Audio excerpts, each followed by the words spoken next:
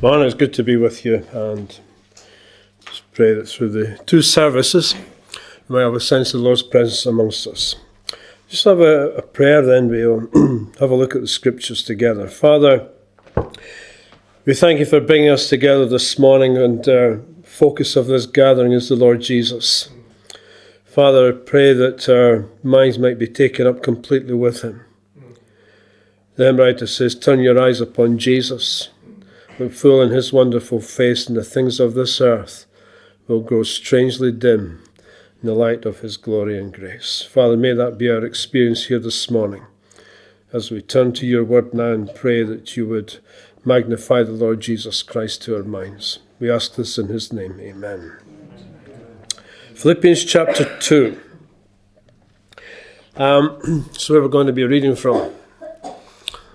Whenever I like growing up, they tried to teach me poetry, and to be honest, they weren't very successful. The thing with poetry is poets use words, and they get the maximum impact from every word that they use that they put into a poem. And so within the space of a few words, they can say an awful lot. And hymns are poetry set to music. So the people who wrote hymns, they actually did a lot of thinking in regards to the words that they were going to put into each of these verses, each line. When you go back to the 1700s, this nation was pretty much illiterate. Charles Wesley wrote hymns. He wrote poetry. And in that poetry, he selected words to convey a message to people.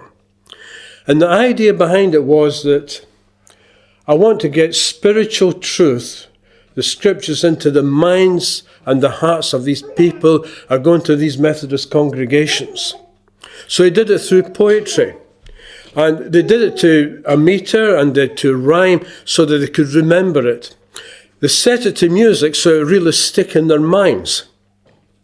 And Charles Wesley was pretty good at it.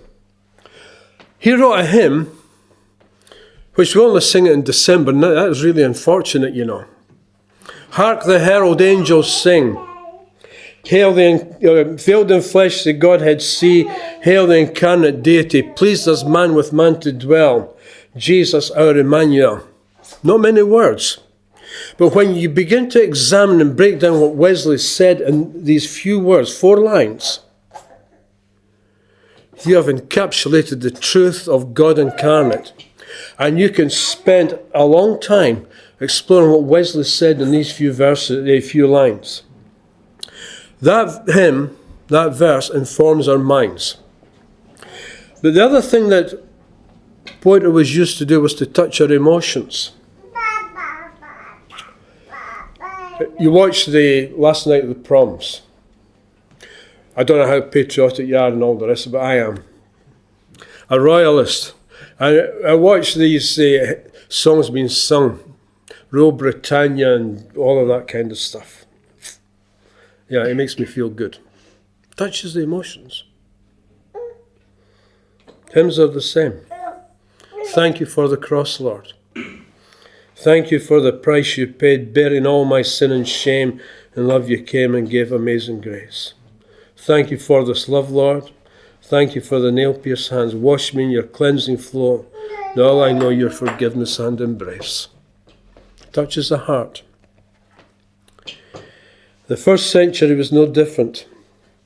And way back there in the first century, people were writing hymns. And what we're going to read now is believed to be a hymn of the first century church at the very beginning, and encapsulated so much truth concerning the Lord Jesus. Philippians chapter 2 and verse 6 says this: who being in very nature God did not consider equality with God something to be grasped, but made himself nothing, taking the very nature of a servant, and being made in human likeness, and being found in appearance as a man, he humbled himself and became obedient to death, even death on a cross.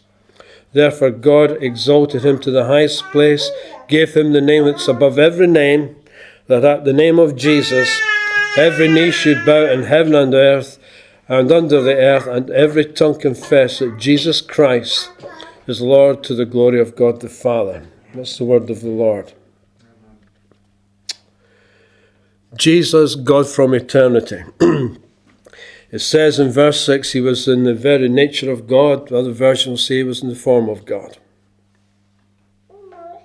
That's Jesus Christ. His essence, not his physical outward appearance. His essence was, he is God. He has always existed as God. It says that he didn't consider it something to be grasped. If you've got an authorized version in front of you, it says he did not consider it to be robbery. And what does that mean? The translators had a problem here. And how did we translate whatever these words were in Greek into English? And they struggled with it. So that's part of the reason why you get these different translations. He didn't think it's something to be grasped. He wasn't going to hold on to, at all costs, all the manifestations of the deity, of God. He wasn't going to hold on to that at all costs. Or it says he didn't think it robbery. Now, I was asked earlier what height I was. Not very high. Now, if you compare me to Prince William, had an amazing character. You just look at that man, you see there's royalty. Now, just imagine for one moment somebody mistook me for Prince William. Difficult to imagine, I understand, but just imagine it. And they began to shower upon me all the things that would normally have been given to Prince William. And I didn't refuse it. I took it, keep it coming. That's robbery. When Jesus Christ was here on earth, he was worshipped. Worship belongs to God alone. And Jesus Christ did not consider taking and accepting that worship to be robbery. In other words, taking something to himself that did not belong to him. Jesus, a servant. He says he made himself nothing. It's another word that the translators had a problem with. I think its authorized version says he emptied himself, taking the very nature of a servant, being made in human likeness. God as man. God becomes a man. He becomes a servant. When you go back to the Eden, back in the early chapters of Genesis, man wanted to become God. Here we have God becoming man. Now people have tried to unwrap this, try to understand what is really being said. Decades ago, I heard this example, and I'll give it to you as I heard it, because I think it's the best explanation I've ever heard as a picture of what actually took place here. Royalty. King Charles is sat there at the head of the table, and there's Prince William, down in Buckingham Palace. I have a problem down in the boiler room. The boiler's packed up. King Charles asks, who will go for us? Prince William stands up and says, I will go. He puts on a boiler suit. He gets a bag of tools. He goes down into the basement. He fixes that boiler. And he comes back. And he takes his place at the royal dining table with his boiler suit still on. Prince William, in a sense, emptied himself when he entered into that boiler suit. Never changed who he was, never changed what he was. Something changed. And it's difficult to actually put it into words. Isaiah 6, the question goes up, who will go for us? I know that's in relation to Isaiah. But you can always imagine a conversation taking place in the throne room of heaven. Earth is plagued, is blighted by sin. It needs to be fixed. It needs someone to go and fix it. And Jesus Christ said in the words of Hebrews, here am I. Lo, in the volume of the book it's written of me, I come to do your will, O God. And Jesus Christ steps into humanity, and in doing so he empties himself, or whatever, I don't know. Just let that hang there, ponder it. And he came into this world, into the basement, and he fixed the problem of sin at the cross. And having done so, he returned to heaven.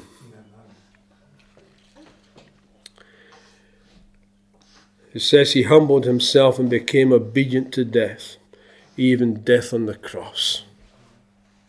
He couldn't have stooped any further. There's a lot could be said concerning death on the cross. We'll leave that. Therefore, verse 9 says, God exalted him to the highest place and gave him the name which is above every name in heaven. He still bears the name that was given to him at his birth. Yeshua, Jesus. Jehovah is salvation.